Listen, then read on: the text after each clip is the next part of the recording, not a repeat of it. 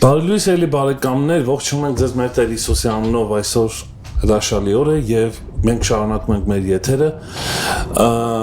Հրաշալի է եւ երանի այն մարդուն, ով որ իր առջև դրել է մի կարևոր խնդիր եւ սա Սուրբ Հոգին է, որ մեր գործում է մեր մեջ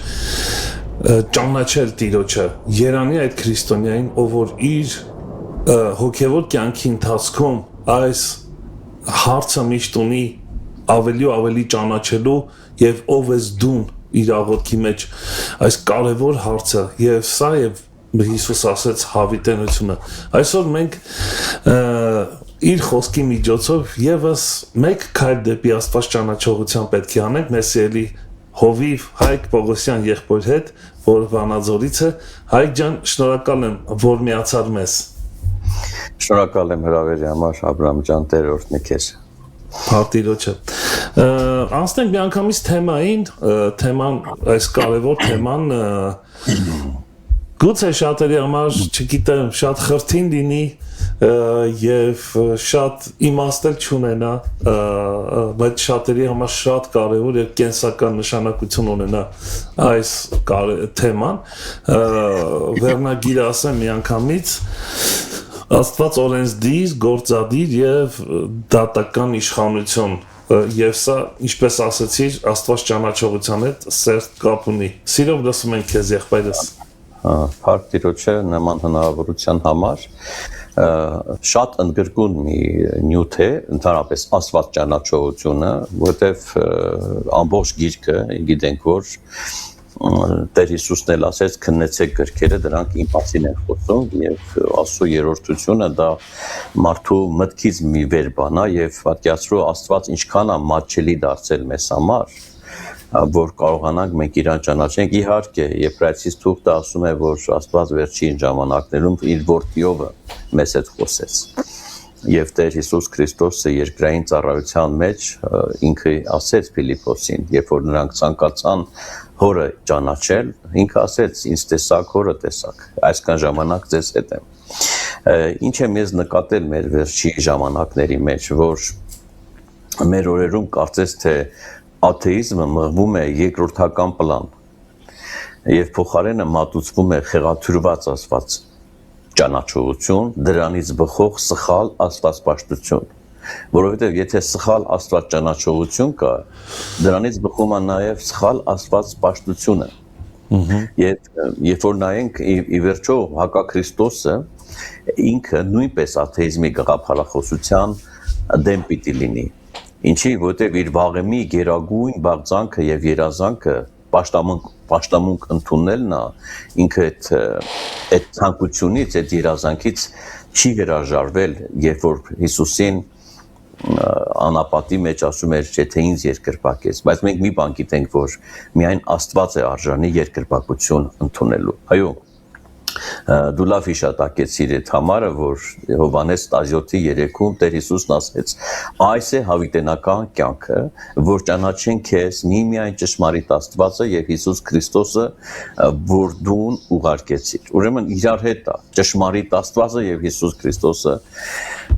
որ դու ուղարկեցիր եւ մենք նաեւ տեսնում ենք որ այս խեղաթյուրված աստվածպաշտության հետ կապված նույնիսկ առաջի դարում խնդիրներ կար եւ Պողոս առաքյալը իհարկե մոտ գործելով հեթանոսական մշակույթի այդ միջավայրի մեջ ինքը ասում էր որ մենք նրանով ենք ապրում նրանով ենք շնչում եւ ասում ուստի Աստծո ցեղից լինելով շատ գեղեցիկ բառ է, չէ, Աստծո ցեղից, նրա ցեղակիցը, տեսակից լինելով, պետք չի այնպես սեպենք թե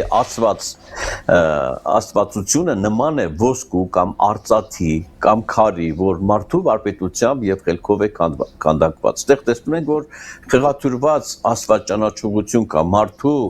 ընկալման արդյունքը այնա որ ինքը արցաններ աստծարքում ոսկուց արծաթից քարից իսկ Կորինթոսի եկեղեցում Պողոս առաքյալը ասում է արդարությունով զգաստացեք եւ մեղք մի գործեք որտեղ ձեզանից ոմանք Աստծո գիտությունը չունեն այսինքն գիտություն ճանաչողություն ասում ձեզ ամաչացնելու համար եմ ասում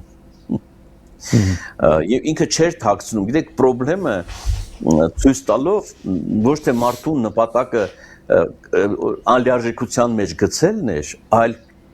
մարդուն ճիշտ ուղու վրա բերելն էր, որ դուք չեք ճանաչում, ուստի ձեր մեջ պետք է գա այդ մղումը, այդ ցանկությունը նրան ճանաչելու։ Թեպետ մենք որքան էլ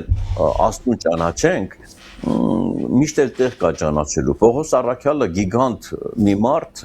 հոգևոր բնագավառում ասում էր, չեմ համարում թե հասել եմ, առել եմ, բայց նրան ճանաչելու համար պատրաստ եմ ամեն ինչից հրաժարվեմ եւ հրաժարվել եմ ամեն բանից։ Իմ այսօրվա խոսքը իհարկե վերնագրից արդեն պարզ է, Աստված օրենսդիր, գործադիր եւ դատական իշխանություն։ Մի քիչ ոչ պոպուլյար ասենք որակները, հատկանիշները Աստծո, որ այդքան էլ մենք դրանց հետ չենք ուզում շատ գործ ունենանք, հատկապես վերջինը, որ դատական իշխանությունն է։ Բայց ուզենք թե չուզենք, Սուրբ Գիրքը ասում է դրա մասին, որ կա եւ իմ խոսքը ես կառուցել եմ հիմնականում այս համարի վրա Հռոմեացիս 11:36-ը։ Ինչ ասում, որտեղ ամեն բան նրանից է, նրանով է եւ նրա համար է իրեն փառք հավիտյանս ամեն։ Այս երեքի հիման վրա ես կփորձեմ կառուցեմ իմ խոսքը։ Ամեն ինչ նրանից է, օրենսդիր, ամեն ինչ նրանով է, գործադիր եւ ամեն ինչ նրա համար է դատական իշխանություն։ Ղևտացիս գրքում 26-րդ գլխի 14-15 համարների մեջ Աստված ասում է, բայց եթե ինչ չլսեք եւ այս բոլոր պատվիրանքները չկատարեք եւ իմ կանոնները անարգեք եւ ձեր հոգին իմ դատաստաններից զզվի, որ իմ բոլոր պատվիրանքները չանեք ու իմ ուխտը դրժեք։ Այստեղ երեքն էլ ակնհայտ երևում է, որ անարգեք իմ կանոնները, չլսեք իմ պատվիրանները եւ իմ դատաստաններից զզվեք։ Շատ քիստա հնչում, բայց տեսնում ենք, որ եթե խնդիրը չլիներ, Աստված նման խոսք չէր գրի լսարանին, զզվեն։ Այո, այսօր էլ մարդիկ կան, որոնք Աստծո միայն այն կողմերն են ուզում ընդգծեն եւ օգտվեն, որ Աստված հոգատար է, Աստված ամենակարող է, Աստված սեր է, Աստված ողորմած է, Աստված երկայնամիտ է։ Այո եւ ամեն, այդպիսին է, բայց եթե մենք միայն այդ կողմն ենք նայում, իհարկե մի քիչ ճիշտ չի, իհարկե ես հիմա օգտվելով առիթից ուզում եմ ասեմ, որ եկեղեցիներ կան, որոնք խոսում են միայն սրբության մասին։ Փառք Աստծո, սրբությունը խիստ անհրաժեշտ բան է։ Այո, որովհետև գրված է առանց սրբության ոչ մեկը չի կարող Աստծուն տեսնել։ Բայց եկեղեցիներ կան միայն խոսում են սիրո մասին։ Հիմա սերը շատ կարևոր է, այո եւ ամեն, բայց բալանսավորվածությունը նրա մեջ է, որ պիտի խոսի եւ սերը, եւ սրբությունը։ Ես երկուսն եմ ասում, բայց շատ այլ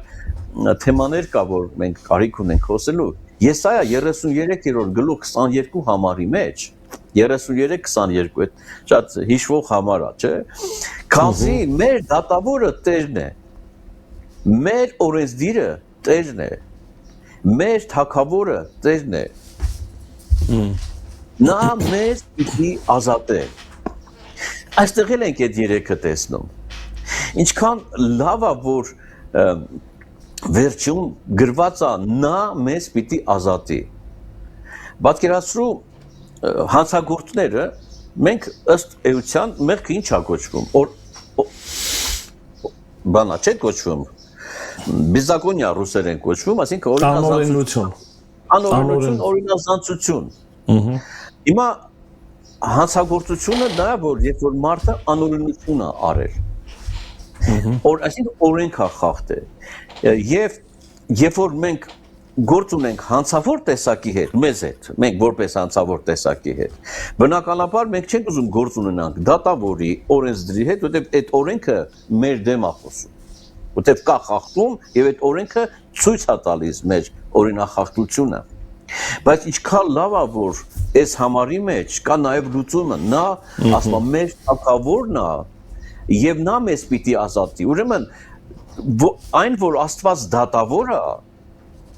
ես լսած չեմ, որ դատավորը ազատողը լինի։ Իհարկե ազատում են արդարներին։ Դատավորը հանցագործություն չանում, պատիժ է տալիս։ Բայց այդտեղ երբ որ տեսնում ենք, որ Աստված ազատում է, դա նաև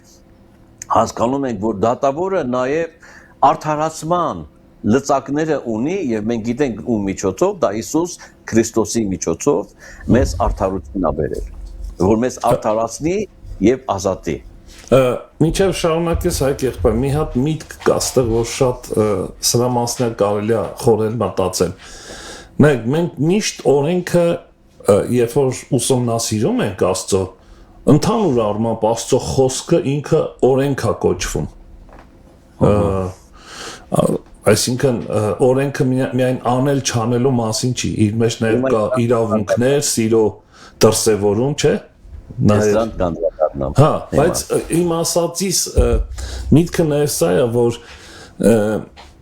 օրենքը չի տված, որ միայն մենք բացահայտենք, թե ով ենք մենք։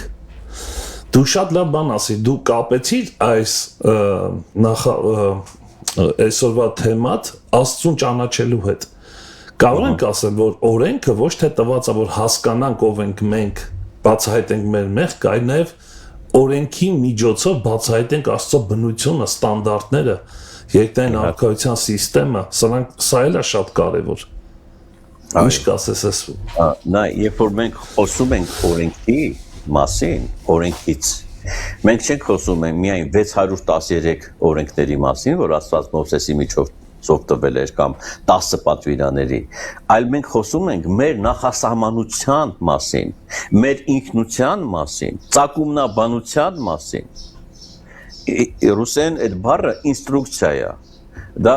թարգմանվել է ոնց ուղեցույցը, չգիտեմ ինչքանով է ճիշտ, մեր ինքնությունը, մեր ծագումնաբանությունը, որտեղից ենք մենք, այդ է,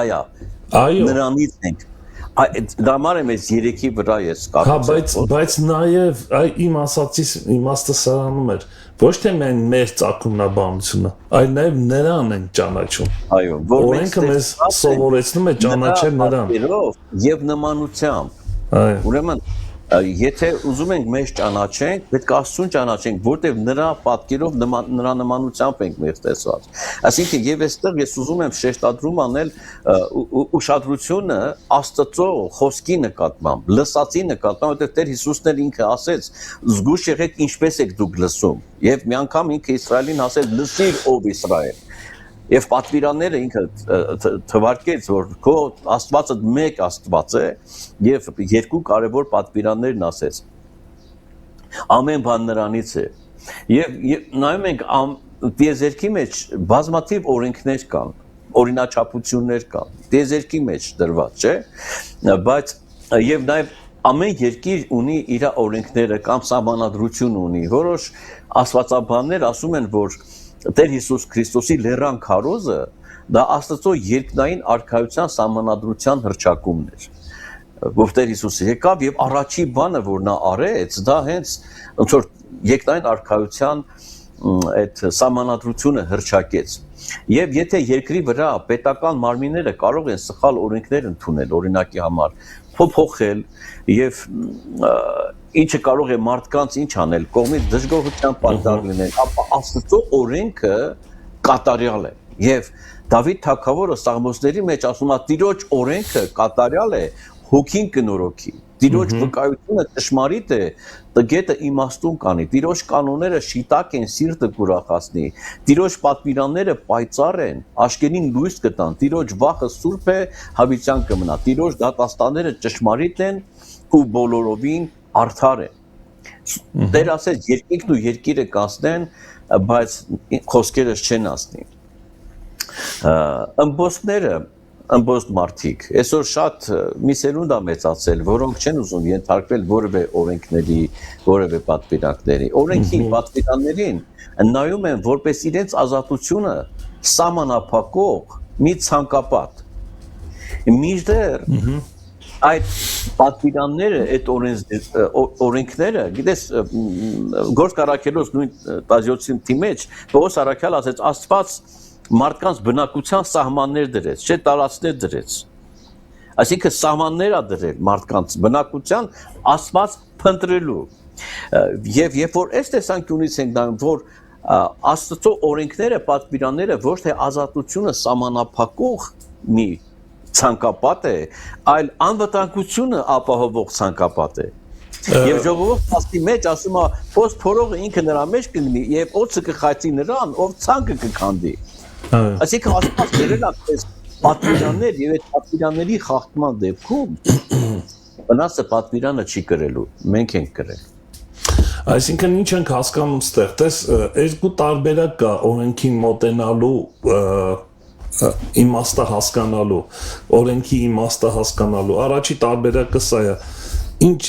այսինքն ես ստիպված եմ օրենքը պահելու, բայց չգիտեմ ինչ պետք է լինի իմ հետ։ Սենց ես մի քիչ սենց բովանդակություն եմ ասում։ Երկրորդ տարբերակը սա է, որ այդ օրենքը իմ մեջ է եւ ինձ մղում է քայլերի, որը ներդաշնակություն է ստեղծում իմ կյանքում, իմ եւ Աստծո միջև, իմ եւ մարդկանց միջև։ Այսինքն ինքը իր մեջ ներառում է ներդաշնակություն։ Օրենքը ստեղծում է ներդաշնակություն, փոխադարձ հասկացողություն եւ սահմանագիծ, այսինքն սկսում ես ճանաչել քո սահմանները եւ դրա մեջ է ապահովություն, այսինքն օրենքը իր մեջ ունի ապահովություն, ոչ թե սահմանափակում։ Սրանք տարբեր բաներ են, մոտեցումներն է մեր երբեմն այսպես սխալ լինում օրենքի հանդեպ։ Հետո երբ որ մենք խոսում ենք օրենքի մասին, իհարկե առաջին կետը ասված օրենսդիր մարմին, մենք չենք խոսում այն օրենքի մասին, որ նոր կտակարանը ասում է, որ մենք օրենքի, ոնց որ ասած, տակ չենք, էլի, սենց ասած, օրենքի գործոնը չի այսօր, մենք այո, շնորհքի մեջ ենք եւ բայց այդտեղ խնդիրը օրենքով չենք փրկվում։ Այո, պատվիրանները Չերյալ չի արել Սուրբ Գիրքը, նոր կտակարանի մեջ մենք չենք տեսնում, որ պատվիրանները չեղարկված լինեն։ Եվ Հովհաննես առաքյալը, որ սիրո առաքյալ անվանվեց, ինքը կարևորելով Աստծո պատվիրանները, հատկապես սիրո պատվիրանները շեշտադրելով ասեց, որ նրա պատվիրանները ծանր բան չեն։ Ուրեմն սա բարի լուր է մեզ համար, որ այո, այստեղ ոչ թե բեռ է, այլ դա օրհնություն է մարդու համար, այն սիրո պատվիրանը, այսինքն կա սիրո օրենք, կա դատապարտության օրենք, բայց կա նաև սիրո օրենք, ազատության օրենք։ Տես Հիսուս ինչ ասում, կներես այս կետի վրա, այս մեջ բերում անեմ եւ շարունակի։ Ասում է, եթե երբ որ դու սիրում ես ինչպես մարդիկ քեզ անեն, դու էլ այդպես անես նրանց, սա օրենքն է եւ մարգարեներն են։ Նկատում ես ինչ, հա? Ասում է, ինչ ցանկանաս քեզ անեն, նույնն է դառա, դա ոսկե կանոնն է, այո, օրենք է, կանոն է, օրենք է։ Ամբողջ օրենքն է իր մեջ ներառում։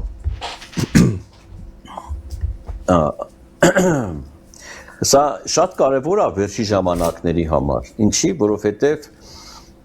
եթե չեմ սխալվի, եթե ասեմ միակ երաշխիքն է միջև վերջ կանգուն մնալու։ Սիրո օրենքի մասին են ես խոսում։ Ինչի, որովհետև հայտնության 14-12-ի մեջ այս է ասում սուրբերի համբերությունը, հայտնության 14-ը Ատեսուր ենք հասել, որոնք Աստծո պատվիրանքները եւ Հիսուսի հավատքը կպահեն։ Ուրեմն միայն Հիսուսի հավատքը պահելը չի, այլ ասում է այս է սուրբերի համբերությունը, որոնք Աստծո պատվիրանները ու Հիսուսի հավատքը կպահեն։ Այսինքն սա մեծ երաշխիք է, սա շատ կարևոր մի բան է, որ մարդը հասնի միջև վերջ եւ հայտնության 22-14-ի մեջ էլ ասում է երանելի են նրանք, որ նրա պատվիրանները կկատարեն, որպեսզի իշխանություն ունենան կենացառի վրա եւ դռներից ներս քաղաքը մտնեն։ Հիմա մենք սահուն այստեղից անցանք երկրորդ կետին։ Երանելի են նրանք, ովքեր պատվիրանները ինչ կանեն, կկատարեն, որովհետեւ երկրորդ կետը այս իմ այսօրվա նյութի գործադիր իշխանությունն է։ Եվ մենք տեսնում ենք Ֆիլիպեցիս 2-րդ գլուխ 12-13 համարների մեջ ասում է ուստի իմ սիրելիներս ինչպես ամեն ժամանակ հնազանդ եղաք ոչ միայն իմ ներկայությանս հապա այլ ավելի հիմա իմ բացակայությանս ժամանակ ահով ու դողով անձերի փրկություն ինչ արեք գործեցեք Ինչի հիման վրա պետք է գործենք, եթե ոչ Աստծո կամքը կատարելու հիման վրա։ Գործողությունը կամքը կատարելու մեջ է, որովհետև Աստված է ձեր մեջ որ կներգործի կամենալը ու անելը իր հաճությամբ։ Մենք կամք ունենք, այո եւ ունենք։ Բայց արդյոք մեր կամքը համապատասխանում է Աստծո կամքին։ Մենք շատ հաճախ ուզում ենք նրա կամքը բերենք հարմարացնենք մեր կամքի հետ։ Միշտ մենք պիտի հարմարվենք եւ այստեղ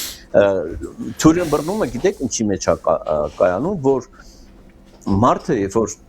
կարդում այս հատվածը, որ Աստված կներգործի կամենալը, ոմանք ասում են դե Աստված չներգործեց, ես չարեցի։ Խնդիրը ոչ թե սրա մեջ է, որ Աստված ներագործում ասել է թե ինքը կատարում է մեր մեջ, այլ ինքը քո մեջ մղում է բերում, առաջարկի տեսքով է բերում, որ դու անես, բայց քո ընտրությունդ նա է, ընդունես այդ մղումը, այդ առաջարկը անելու կամ չանելու։ Նա իդեպ թշնամին էլ է գալիս մարդուն ասում է այս բանը արա, մարդը կարող ասի չեմ անի, ինչպես Տեր Հիսուսը պատմեց մի առակ, չէ, որ մի մարդ երկու որդի ուներ, մեկին ասեց արա, այսինքն ներգործեց կամենալը, իր կամքը չծածկեց, հայտնեց իրան, ներգործեց, ասեց կանեմ, բայց չարեց, այն մեկ ասեց չեմ անի, բայց հետո արեց, այսինքն հաղթահարեց ըմբոստությունը, կամակորությունը, անհնազանդությունը, երբ որ հեզության բացակայությունը, ես հեզությունը ինչ է, ես դա մի քանի անգամ ասել եմ, հեզությունը դիմադրության բացակայությունը, Աստծո նկատմամբ։ Այո, անդիմադրելի ես։ Այսինքն դու չես դիմադրում Աստծուն, երբ որ ինքը քեզ ուզում է ինչ-որ մի բան ասի։ Դա համար Տերը ասեց, ես հեզ եմ եւ սրտով խոնար։ Նա չասեց խոնար եմ, սրտով հեզ։ Հեզությունը այն պայմանն է, որի միջոցով մենք կարող ենք խոնարհվել, որովհետեւ հեզությունը դա մարդու համաձայնությունն է, որ Աստված տանի իրան այդ խոնարհության ճանապարհով։ Հայք եղբայր մի հետաքրքիր նկատառում էր, հիմա դու գործադիր, Աստված որպես գործադիր թեմայի մեջ ես, կարող ենք այսպեսի մի հատ բովանդակություն ասենք, խոսույթ, մենք ոչ թե արդարանում ենք օրենքի միջոցով, այլ արդարացված են Քրիստոսով, որ օրենքը գործի մեր կյանքում, այսինքն օրենքը փրկության կամ արդարության միջոց չի մեզ համար, օրենքը մեզ Աստված ճանաչողության միջոց է նաև, մենք ոչ թե ստիպված ենք օրենք կատարել, այլ մենք սիրում ենք օրենքը, սրանք տարբեր բաներ են, օրենքը գործում է մեր մեջ, ինչպես դու ասացիր, Աստված մեր մեջ ներգործում է կամենալ եւ անելը, նաեւ այդ իմաստով։ Հովհաննես 14-ի մեջ Տերը ասեց, եթե ինձ սիրում եք, իմ պատվիրանները պահեք։ Այսինքն սիրո հիմքի վրա է այդ ամենը։ Որ տեղերը չենք ստեղծում։ Եթե սերը կա, պատվիրանները Հովհաննեսն ասեց, նրա պատվիրանները ծանր բան չեն։ Եթե մենք Աստծո զավակ ենք, նա որ Աստծո զավակ չի, նա կըմբոստանա, չի ընդունի, սխալ կհասկանա, որտեղ սխալ թերի ճանաչողություն կա, բայց երբ որ մենք ճանաչողություն ունենք, որդեգրություն ունենք, այո, փրկված ենք, արդարացված ենք Քրիստոսով, եւ դրա որպես ապացույց հետևանք կա, պատճառահետևանքային կա։ Այո, հետևանքն է։ Այո, հետևանքն է, միանշանակ։ Ես սրա վրա այս կետում ուզում եմ նաև շեշտադրում անեմ Սուրբ Հոգու դերակատարության վրա, որտեղ Սուրբ Հոգին է եկել մեր մեջ, որպեսզի երկու կարևոր բան կա, շատ առաքելություններ ունի Սուրբ Հոգին, բայց երկուսը, որ գրված է Հովհաննես ավետարանի մեջ, ասում է, նա ձեզ կառաջնորդի ճշմարտության մեջ եւ ինձ կփառավորի։ Սա դեռևս մենք գործադիրի մեջ ենք։ Եվ Տերը ասեց Հովհաննես 15-ի մեջ, որ դուք առանց ինձ ոչինչ չեք կարող անել։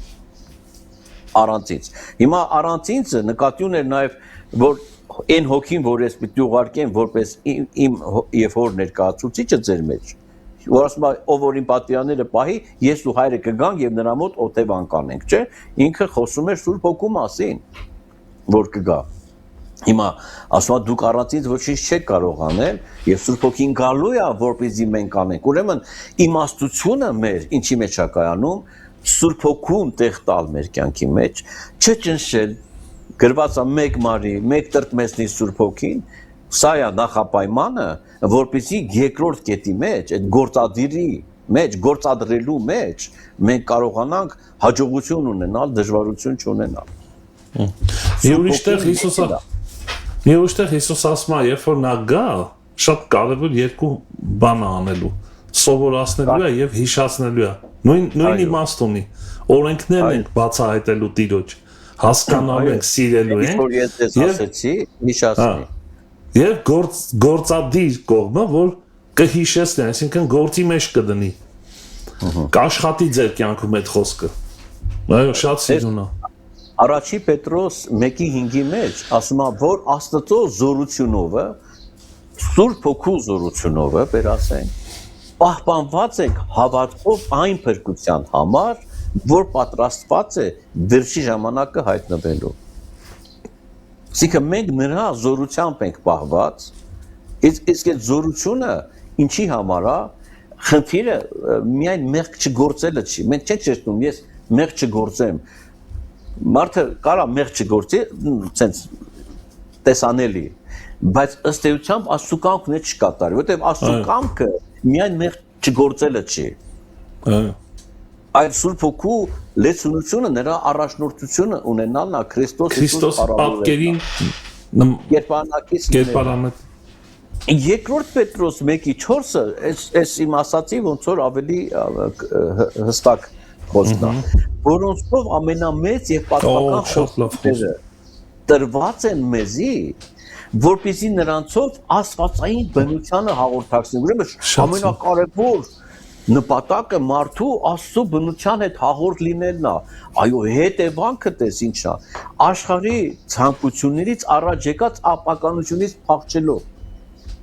Սրանք իրար հետ զուգահեռ են գնում։ Այո։ Որքան շատ ենք հաղորդվում Աստծո բնության հետ, այնքան շատ ենք օտարանում այս աշխարհի ապականությունից։ Սա շատ իմաստուն ճիշտ գործընթաց է մարդու կյանքի մեջ։ Ճիշտ գործընթաց է։ Հիմա մեր սիրելի լսարանին ուզում եմ ասեմ, մենք բազմիցս ենք, չէ, փորձել ապականությունից, ոնց որ ասած, հեռանալ եւ բազմաթիվ անգամներ հայտնաբերել ենք մեր ձախողումները, որ չստացվեց այս անգամ էլ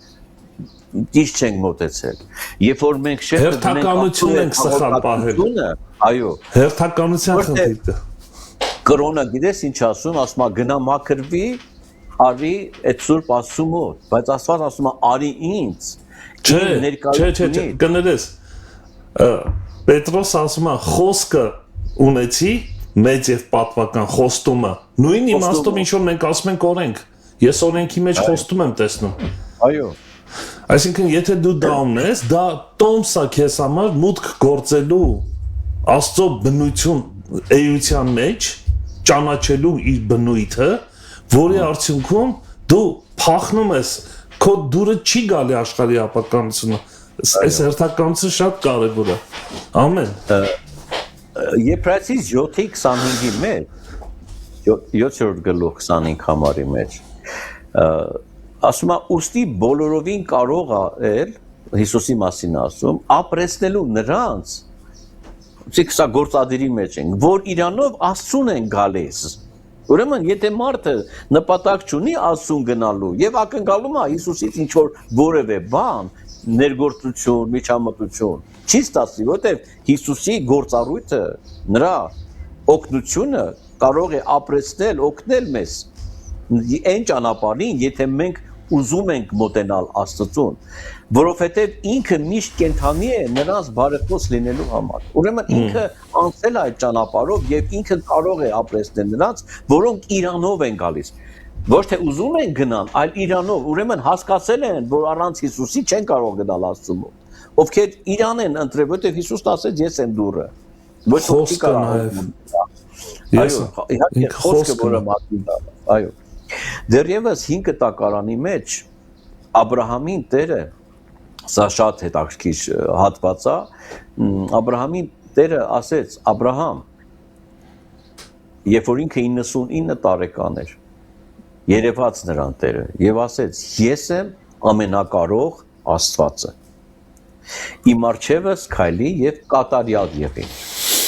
մենք այդտեղ տեսնում ենք եւ պահանջը եւ միջոցը այդ պահանջը կատարելու համար ուրեմն առաջինը որ ասեց ես եմ ամենակարող Աստված ասիկը օգտվիր իմ կարող զորությունից որ ի վերջո դրանից հետո Իսահակը ծնվեց ինչի հիման վրա ծնվեց եթե ոչ Աստծո ամենակարող զորության հիման վրա որտեղ Աստծո զորությամբ որտեղ նրանց հույսը թե Աբրահամից թե Սարայից հույսը կտրել էր մարմնի վրա այլևս շեշտադրում չկար եւ այդտեղ կարիք եղավ երբ որ մարդը դեռ մի տոկոս իր վրա հույս ունի ասում այս կարող է մի բան ստացվի գիտես բայց երբ որ զորանում է եւ թող Տերը զորացնի մեր բոլոր մարդկային հույսերը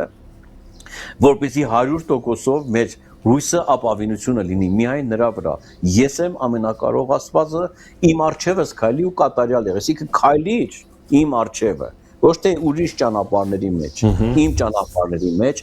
իմ ծրագրերի մեջ այսպես ձևակերպենք որտեվ երեք օր առաջ խոսում էի մեր եղբայրներից մեկի հետ ասում եմ մենք նայում ենք որ Աստված ուզում է ինձ օրհնի ինքնանպատակ ինձ օրհնի բայց եւ Աբրահամն էլ էր այդպես հասկացել ես անժառանգ եմ մնացել Աբրահամը չէր գիտակցում մեր եղբայրներից մեկը ասում էր հուսով ենք որ գնանք երկինք Աբրահամը եղբայրը մեզի չի նեղանա Աբրահամը մտածում էր որ Աստված պետք է իրան ժառանգ տա այո կտա բայց այդ ժառանգը գլոբալ իմաստ ունի Աստծո մեծ ծրագրի մասնակազմում ոչ թե միայն քո համար Աստված ուզում որ քեզ ժառանգ տա որ դու հետո քո ունեցածդ իրան հանձնես այլ հավիտենական ծրագիր է եւ Հիսուս պետք է գա ծնվի այս սա է որ մենք պետք է հասկանանք եւ նպատակը Աստծո որ մենք հույսերս մեր վրա չդնենք եւ արդյոք հիմա հարցս նորից ինձ եւ լսարանին արդյոք մենք այս հայտնությունից օգտվել ենք այո եթե գիտենք որ Աստված ամենակարողն է արդյոք մենք այդ հայտնությունից օգտվում ենք նրա կամքը կատարելու մեջ երբ որ մենք ասում ենք Տեր ինձ մոտ չի ստացվում ես չեմ կարողանում Տերն ասում է օգտվիր իմ կարող զորությունից թույլ տուր որ ես գամ երբ որ մենք լցվենք այո նորից եմ գալիս նրան նրա պատվիրանները ծանր բան չեն նրա պատվիրանները ծանր բան չեն Հովհաննես առաքյալը որը մի գյուղ իրանց չընդունեցին իրանց մուտքը ինքը օգտվում է ուզում էր օգտվել Աստծո ամենակարող զորությունից եւ ուզում էր կրակի դասներ այդ գյուղում բայց Տերը ասեց դուք չգիտեք ինչ հոգուտեր եք հիմա այդ կարող զորությունը նպատակ չունի արտաքին աշխարհին ինչ որ շոուներ, հրաշքներ ցուցադրելու, այլ առաջի հերթին մեր ներսում արմատական գործ անելու համար է, մեզ լուրջ փոփոխություն բերելու համար է։ Սա շատ կարևոր կետ է։ Եվ երրորդը Աստված դատական իշխանություն է։ Երբ որ մենք կարդում ենք ամեն ինչ նրանից է, նրանով է եւ նրա համար է այս համարի ոչ թե թիվ որպես այն համարի հիման վրա մեր հաշվետվությունը բացատրեմ ինչ նկատի ունեմ այդ շարժառիթն է որոշում համարը նրա համար ոչ թե մեզ համար երբ որ Տերը շատերին կասի ես ձեզ չէի ճանաչում որտեղ նրանք ասեն մենք քո անունով այս բաներ արեցինք գիտես ինչ նախնդիրը Տերը չասես չարեցիք արել եք բայց ում համար եք արել սա է կարևոր ձեր անունի հեղինակության գիտեմ չգիտեմ դու շահադիտական այլ խնդիրների համար եք արել եւ այդ ֆիլտրը կամ այդ դատաստանի այդ սանդղակը պետք է լինի համարի համեմատ ում համարի դու ում համար ես արել դրա համեմատ պետք է լինի մեր դատաստանը եթե դու քո համար ես արել թե գուցե այն մեկից ավելի շատ բարի բաներ ես արել ավելի շատ փորձել ես բաներ անել Աստված նայելու է շարժառիթին Աստված շարժարիթի Աստված է։ Ռոմեացիս 14:7-8 համարների մեջ Պողոս առաքյալ ասում է, որովհետև մեզանից որևէ մեկը իր անձի համար չի ապրում։ Ուրեմն եթե նույնիսկ ես ինձ համար չեմ ապրում, ապա մնացած բաները ոնց կարա լինի, կամ իր անձի համար չի մեռնում, ոչ ապրում ենք մեր անձի համար, ոչ մեռնում ենք։ Քանզի եթե ապրենք, Տիրոջ համար ենք ապրում, եթե մեռնենք, Տիրոջ համար ենք մեռնում։ Ուրեմն թե ապրենք, թե մեռնենք, մենք Տիրոջինն ենք։ Հայկ եղբայր, շատ կարևոր տեղ բերեցիր, ուզում եմ զուգահեռ բերեմ մեր օրերի մեջ քրիստոնեական իրականության մեջ ինչ է կատարվում։ Շատ անգամ մենք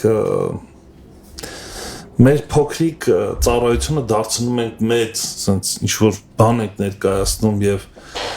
հայտարարում ենք, որ սա Տիրոջ համար արեցինք։ Կարծում ես, որ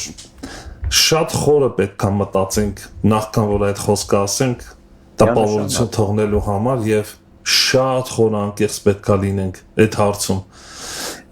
եւ սա հոգեվոր լուրջ վիճակ է, այսինքն ում համար եմ անում, այսինքն եւ ոչ թե փորձեմ երկու տարբերակ ունենք, կամ մենք լուրջ անկեղծանում ենք եւ կեղծիքը դուրս ենք անում մեր մեջից, կամ մենք ինքներս մեզ ենք խաբում,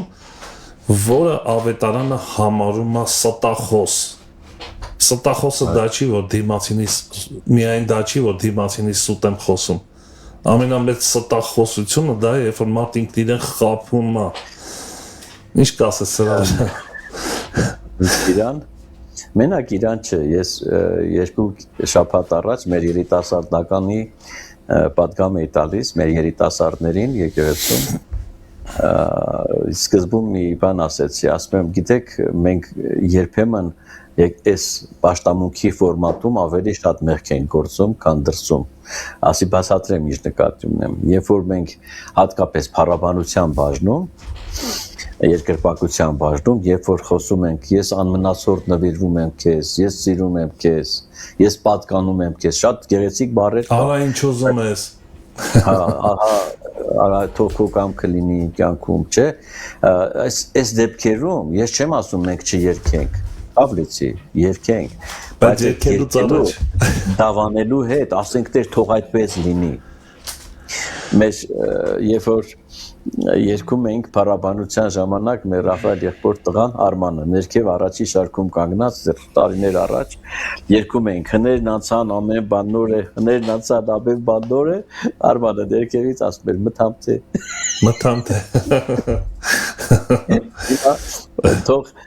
թող իրականում այդ երգերը շատ կարևոր եւ հռչակումներ են եւ իհարկե կարևոր երգեր են եւ կարիք կա որ մենք այդ երգերը համապատասխանի մեր սրտի վիճակին։ Եթե չեմ ասում մենք պետք է կատարյալ լինենք այդ բաների մեջ նոր իրավունք ունենանք երգելու, ոչ, եթե այդ ճանապարհին ենք, սիրում կարող ենք երգել։ Եթե մեզ հաճելի է այդ ճանապարհը, մենք ընտրել ենք այդ ճանապարհը, իհարկե Տերը կարողացել է մեզ բերել այդ ճանապարհի վրա եւ մենք ասել ենք այո քեզ Տեր, այո այդ ժամանակ երկի ու թող ամեն երկելով թող մեր կյանքը իրոք մեր սիրտը փոխվի շատ ընտիր բան կա միայն քարոզը չի մարդուն փոխվում երկնել է մարդուն փոխվում երկնել է մարդու կյանքի մեջ լուրջ փոփոխություններ բերում Եսայա մարգարեն մենք տեսնում ենք 6-րդ գլխի մեջ Եսայա չբացենք այդ հատվածը բանավոր ասեմ երբ որ ինքը անցավ որոշակի բան տիրոջը տեսավ հրեշտակներին վերջապես տեսավ իրան տեսավ ժողովրդին տեսավ պիղծ չէ պիղծ շուրթերով կրակը կպավ իր շուրթերին համակրվեց իր քանորությունից հիմա ինչ եղավ դրանից հետո եւ Տեր ասեց ում ուղարկենք մեզ համար ով կգնա մեզ համար չէ մեզ համար այդ բառի վրա մենք շեշտադրում չենք արել շատերն են այսօր գնում բայց ոչ թե Աստծո համար այլ իրանց նպատակների իրանց ծրագրերի համար իրանց գործերի համար եւ մենք ուրեմն 5-րդ գլուխ 9-10 համարների մեջ մի հատ կասես համարը կտրտվեց ձենդ երկրորդ Կորինթացիս ուրեմն 5-րդ գլուխ 9-ից 10 համարները Սրա համար ջանանք որ թե մնանք թե հեռանանք նրան հաճո լինենք որովհետև պետք է որ ամենքս էլ Քրիստոսի ատյանի առաջ ներկայանանք որպեսզի ամեն մեկը իր մարմնով արածների փոխարենը առնի ինչ որ գործել է թե բարի եւ թե չար ուրեմն ջանք անենք որովհետեւ մենք Քրիստոսի ատյանը դա այդ դատական ատյանն է իհարկե այո ես միանշանակ այդ կարծիքին եմ որ քրիստոնյաների դատաստանը ատյանը աշխարհիկների հետ չի լինելու իհարկե դա միանշանակ է բայց եթե կան այսօր քարոզիչներ որոնք այլևս չեն քարոզում կամ քարոզում են որ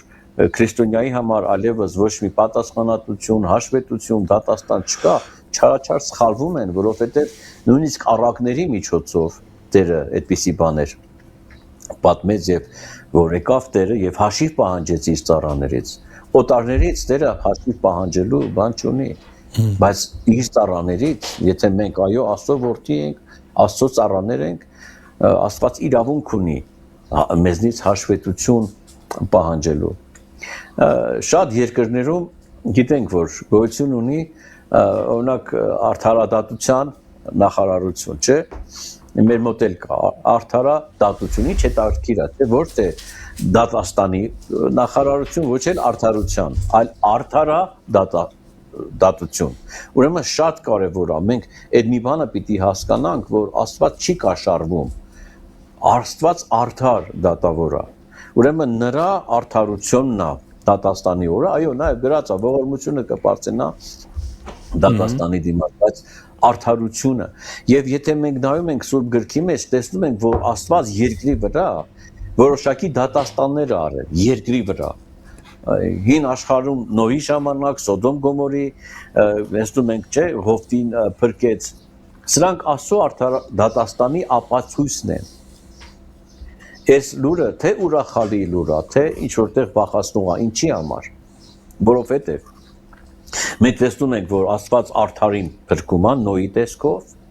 բայց նրանց ովքեր անօրինության մեջ են կամ վերջապես մեղքերի հանցանքների մեջ չեն ուզում սիրտները պատրաստել նրանց համար կործանումը շատ վատ վախճան է տեղի ունենում առակած 11-րդ գլուխ 4-րդ խոսքի մեջ ասում է բարկության օրը հարստությունը օգուտ չի անի առանց քաղաքականացնելու մեր խոսքը այսօր շատ մեծահարուստներ շատ ահավոր մեծահարուստներ փորձում են հարստությամբ ապահովագրեն իրենց դատաստանից խուսափելը չգիտեմ մեծ զոհողություններով գումար տալով եկեղեցիներ կառուցելով չգիտեմ ինչեր անելով բայց ասում եմ բարկության օրը հարստությունը օգուտ չի անի բայց արդարությունը մահվանից կազատի ուրեմն ես ուզում եմ մեզ պատրաստեն մենք մեզ պատրաստենք Աստծո խոսքի հիման վրա որ հանկարծ այդ վերջի օրը երբ որ գալու ենք հաշվետվության դատաստանի հանկարծ խաբված չլինենք ուրեմն արդարությունը շատ կարևոր է որ արդարությունը մարդու մահվանից կազատի ինչ նկատի ունի երկրորդ մահ գոյություն ունի նաև ոչ մենակ երկրային մասով դա այլ նաև հավիտենական կյանքով Սաղմոս 119 120-ի մեջ Սաղմոս 2-ում Դավիթը ասում է մարմինս դողում է քո ահիցը եւ քո դատաստաններից վախենում է կներես մենք կարող ասենք գիտես այս մարդը լավ չի Աստծուն ճանաչում ոչ շատ լավ է ճանաչում էր եւ շատ դիպուկ բան ա գրել ինչի համար որովհետեւ դա մեզ պահում է զգաստ որ մենք ունենք մեկին որի առաջ պիտի կանգնենք հաշվետվություն ներկայացնենք մեր կյանքում այն մարդիկ ովքեր այլևս նկատի չունեն դատաստանը հաշվետվությունը նրանք գնում են դեպի ամենաթողության ամենաթողության եւ ինչ ամենաթույլատրելիության sense եթե ձևակերպել հայ եղբայր կարող են նաեւ այսպես խորել մենք երբեմն այդ հաշվետվություններ, այսինքն կամ դատաստան ասելով, մենք միշտ մտածում ենք, որ դա հետո է լինելու, գուցե ճիշտ է, բայց եթե մենք հիմայի գաղափարը չունենք, ստեղ ինչ-որ սխալմունք է տեղի ունենում, այսինքն ըստ մեր հայտնությունների, ինչ որ Տերը մեզ տվել է հայտնություններ իր խոսքից բացահայտումներ, մի քիչ ես ուզում եմ ավելի sense real տարածք մտնենք, հասկանանք մեր ներվերի կաշվի վրա իրականությունը։ Ինչ հայտնություն որ ունենք, դա էլ է պատասխանատվություն եւ դա էլ հենց այնպես Տերը չի տալիս եւ եթե մենք ունենք այդ հայտնությունները, այսինքն խոսքի բացահայտումները, ամեն անգամ մեր պատասխանատվության վրա պատասխանատվությունը ավելանում։ Հիմա, ոչ թե հետո։ Այսինքն սա մի գիտակցություն է, որ Աստծո որդիների կյանքում ըստ իրենց հասունության նաև հասունության խնդիր կա։ Երեխան երբ որ երեխա է, նա այդքան պատասխանատվություն չի կրում։ Բայց ըստ իր հասունության, ըստ տարիքի գիտակցական այսպես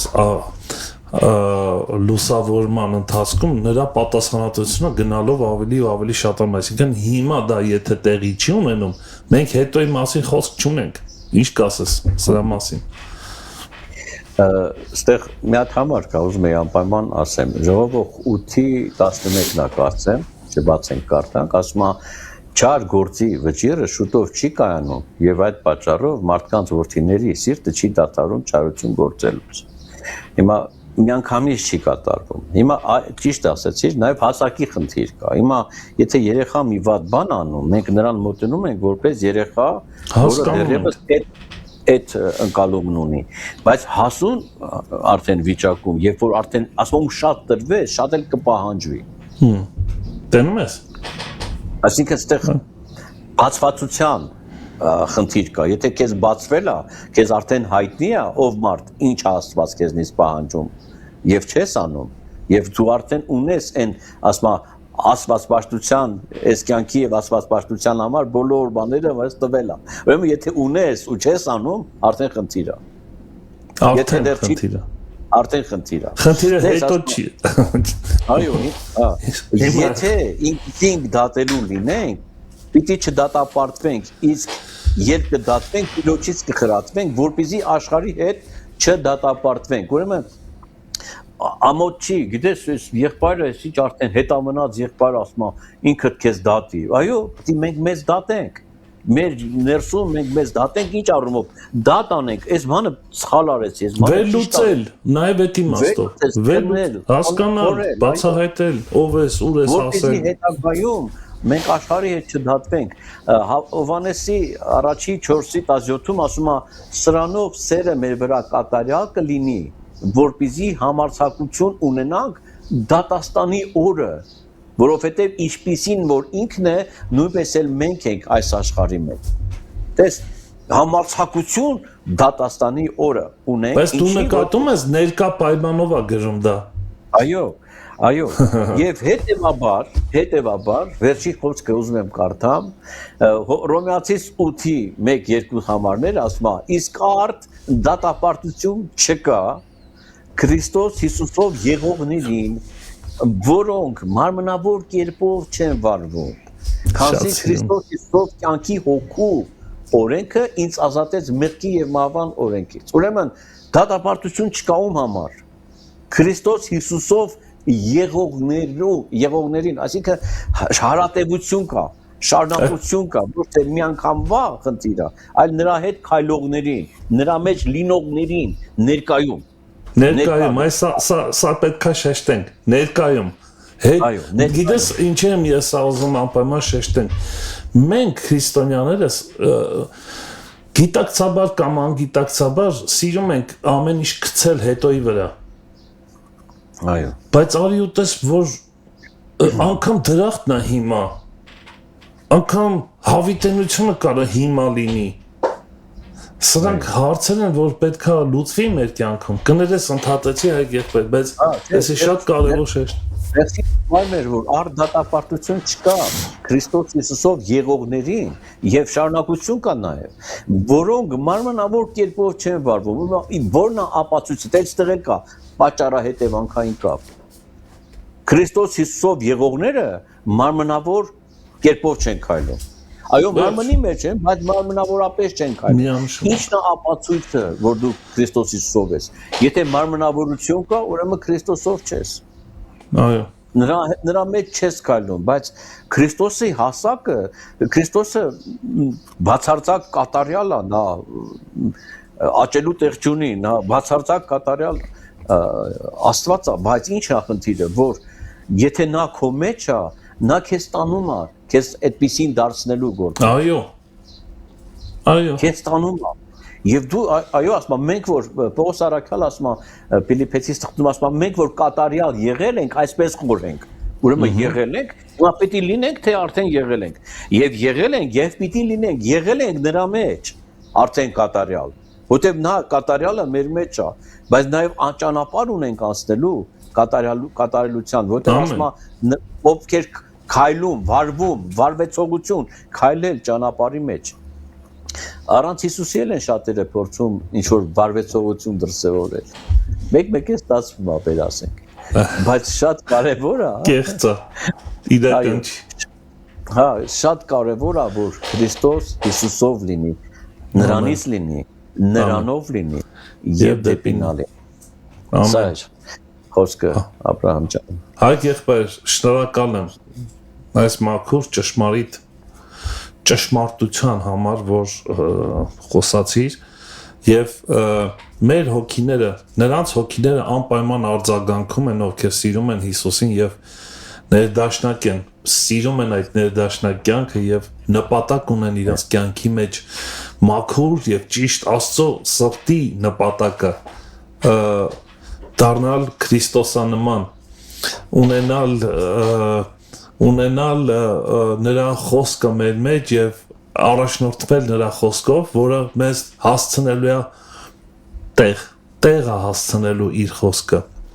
Շնորհակալություն եղբայրս, Տեր օրհնի քեզ շատ։ Կխնդրեմ քո աղոթքով ավարտենք եթերը։ Աղոթենք։ Սիրելի հայր, հարկ ենք տալիս քեզ։ Շնորհակալ ենք այս հրաշալի լույս առավոտի համար եւս մեկ օրվա համար որ դու ապարգևեցիր մեզ որպեսզի մենք այսօրվա մեջ նորից վերանայենք մեր հիմքերը մեր ծագումնաբանությունը մեր ով լինելը ումից լինելը Տեր շնորհակալ ենք Տեր մի թող որպեսզի մենք մոռանանք մեր ով լինելը ումից ծնված լինելը ում պատկերով եւ նմանությամբ ստեղծված լինելը Տեր իմ Աստված օգնիր որպեսզի նաեւ գիտակցենք քո ամենօրյա ներգործությունը քո Սուրբ Հոգով կամենալը եւ անելը մեր կյանքերի մեջ Տեր օգնիր որպեսզի ոչ թե մեր շեշտադրումը լինի մեր մարմնի եւ արյան վրա այլ քո ներգործության քո հոգու լեցունության քո աստվածային խոստումների որոնք այո եւ ամեն են որ դու ներես գործում մեր մեջ որ դու ամենամեծ խոստումներն ես մեզ տվել որպեսզի մենք կարողանանք հաղորդակցվենք քեզ հետ ամեն եւ այս աշխարհից եկած ապականությունից հեռանանք մեկուսանանք եւ ավելի շատ քեզ մոտ լինենք Տեր իմ Աստված Տեր օգնիր որպեսզի մենք քննենք նաեւ մեր շարժառիթները այն ինչ որ անում ենք Տեր Ամեն ինչի համար ենք անում Տեր ում համար ենք անում Տեր իմ Աստվածս օգնիր որ մեր սրտերը բաբախեն եւ մեր սրտերը աշխատեն գործեն միայն քո համար քո փառքի համար քո անվան փառքի քո թագավորության տարածման համար Տեր իմ Աստված շնորհակալ ենք օրհնիր մեզ այդ գործի մեջ Տեր իմ Աստվածս որպեսզի միայն դու փառավորվես միայն դու մեծարվես Տեր քո անունը մեծարվի մեր կյանքերի մեր սրտերի մեջ որովհետև դու ես միայն արժանի ամբողջ փառքին եւ պատվին Հիսուս Քրիստոսի անունով ամեն ամեն փառք Տեր Փառք այս հրաշալի օրվա համար շաբաթվա վերջին մեր ուրեմն եթերներ բայց մենք ունենք արժևում դեռ շաբաթ եւ կիրակին իսկ երկշաբթի նորից առաջ Աստված կհանդիպենք միասին նորից սերտելու Տիրոջ խոսքը սիրելու ել ավելի կապվելու այդ խոսքի հետ խոսքը ասում է համբյուրիր որդուն այսօր էլ համբյուրեցինք խոսքը վայելեցինք եւ ճաշակեցինք Հայկ եղբայր շնորհակալ ենք կրկին անգամ հոգնված եւ հաջողված եղիր եղբայրս առաջ Աստված դեռ շատ անգամներ կհանդիպենք իրար հետ այս ուղիղ եթերում իսկ ձեզ